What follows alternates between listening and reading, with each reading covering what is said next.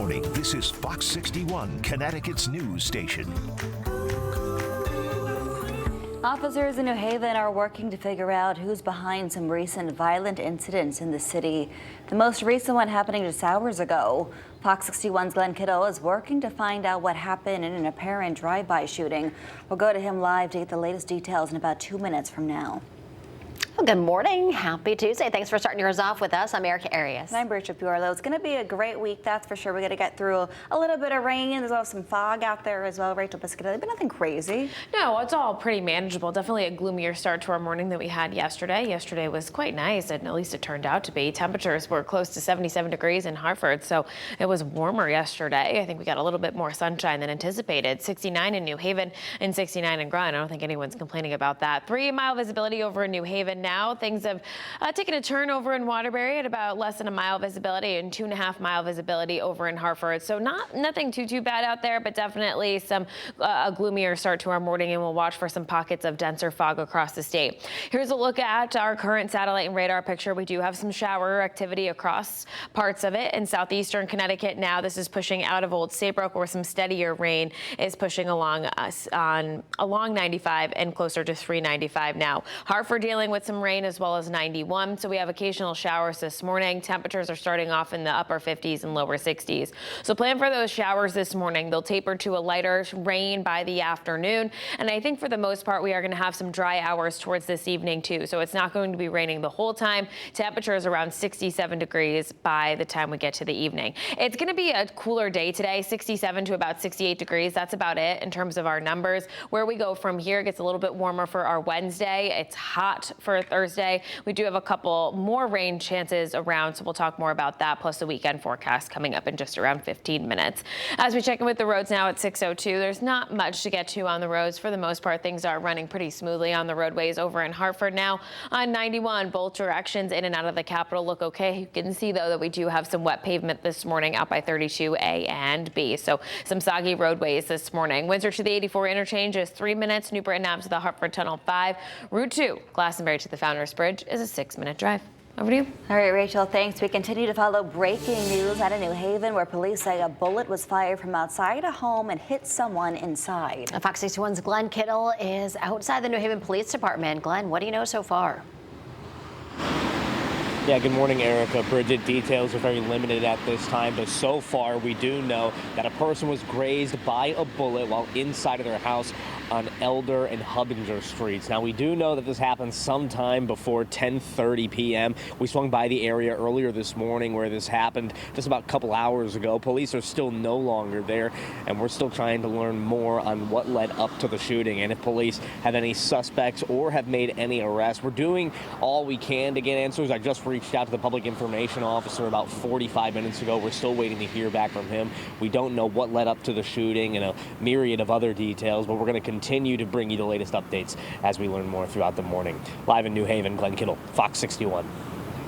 All right, Glenn, thank you. Staying in New Haven for a moment, police are searching for whoever is responsible for a pair of shootings that happened over the weekend. And one of those shootings killed an 18-year-old man. Here's Fox 61's Jamel Johnson with more.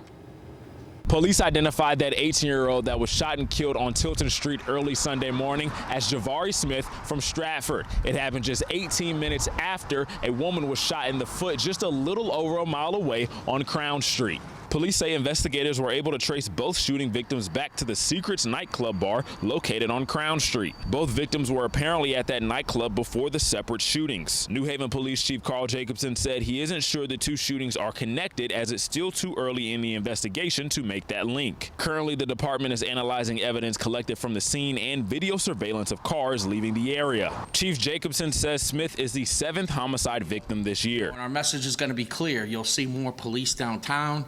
If you engage in fighting downtown, you'll be arrested and prosecuted to the highest level. We will be talking to the establishment. 2 people from that establishment are shot and one of them's killed after being at that establishment. So we're going to talk to the owners of Secrets, hopefully get some video from them. Investigators are urging anyone who has information that could lead to an arrest to call New Haven Police. In New Haven, Jamel Johnson, Fox 61. Thanks, Jamel. Naugatuck police are investigating a case of anti-Semitic graffiti after someone wrote a hateful message to a section of freshly poured concrete.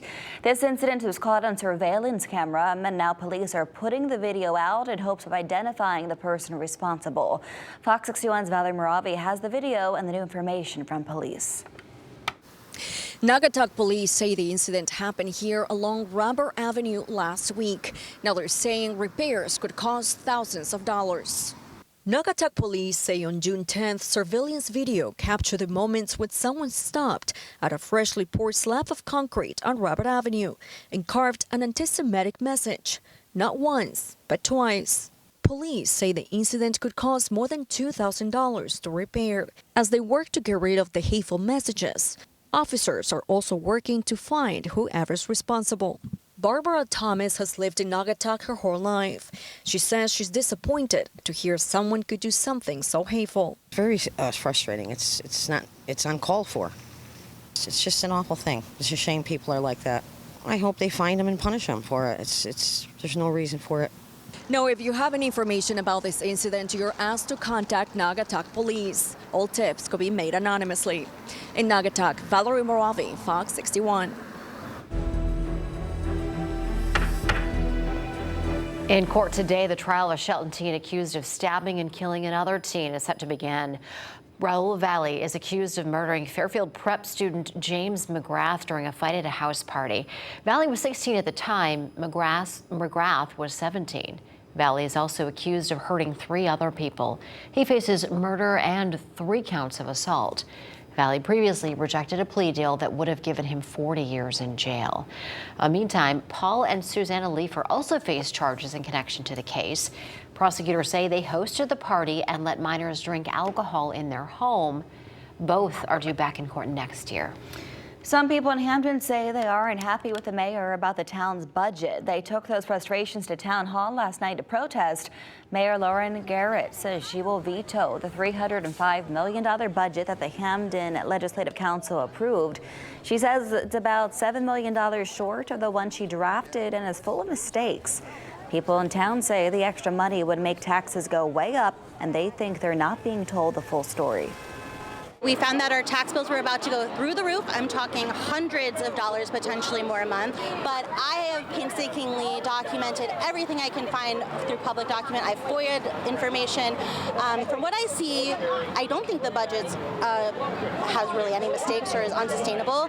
And we feel lied to. And we'd like to know why. We'll have some taxes going up to 40% for some of our Hamden residents, which will cost about $400 to $500 in addition to what they're already paying. Our residents are already struggling paying the taxes that we currently have. We can't afford $500 more.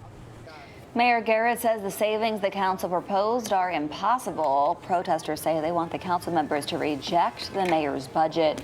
If that fails, the $313 million budget would go into effect. Yesterday, in response to his concerns, picketers gathered outside the governor's mansion with a simple message.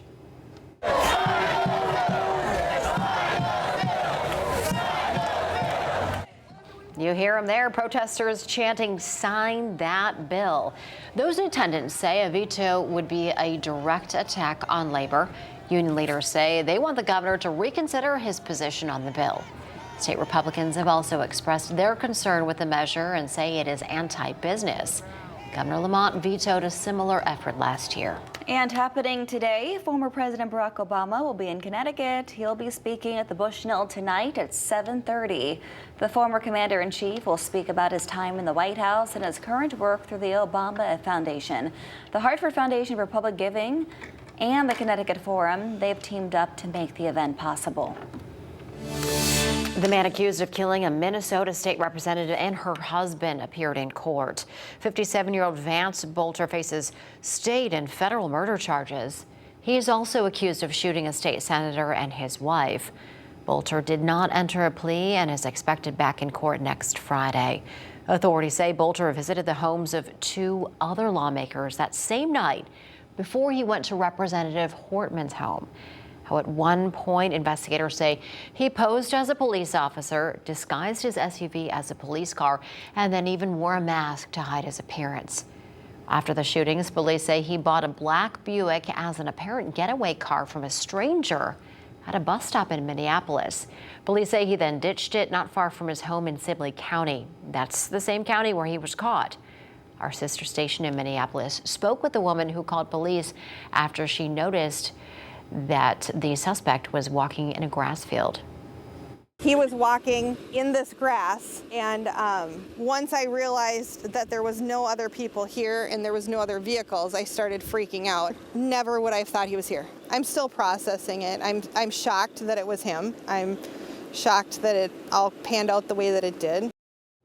Now, she also said that she noticed Boulder while going to her neighbor's house to get an address book.